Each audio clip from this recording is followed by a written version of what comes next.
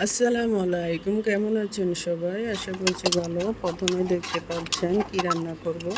তো বাজার থেকে কিছু মাংস নিয়ে আসছে, ব্রয়লারের মাংস, মোরগ একদম কেটে কুটে নিয়ে আসছে।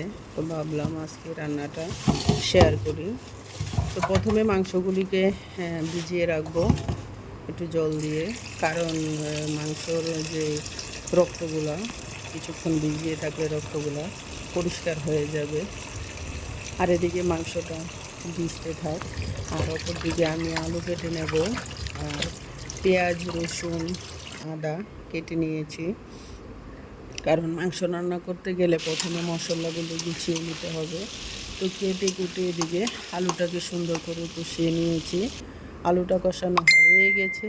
এখন ওজন মতো পেঁয়াজ, হলুদ, মরিচ, জিরা, ধনিয়া সবগুলো মশলা দিয়ে মাংসটাকে সুন্দর করে মশলাটাকে কষিয়ে নেব।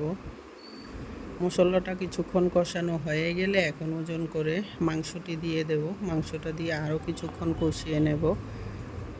ব্রয়লারের মুরগি রান্না করতে সময় মশলাটাকেও কষাতে হবে এবং মাংসটাকেও অনেকক্ষণ কষাতে হয়।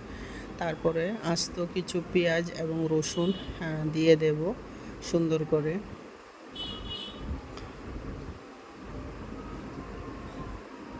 তারপরে এগুলিকে অনেকক্ষণ কষিয়ে নিয়ে এর সাথে আলুগুলি দিয়ে দেব।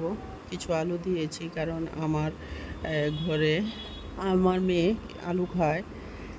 মাংস রান্না করলে কিছু আলু দিতে হয়। আলুগুলিকেও দিয়ে সুন্দর করে মিক্সড করে নিয়েছি।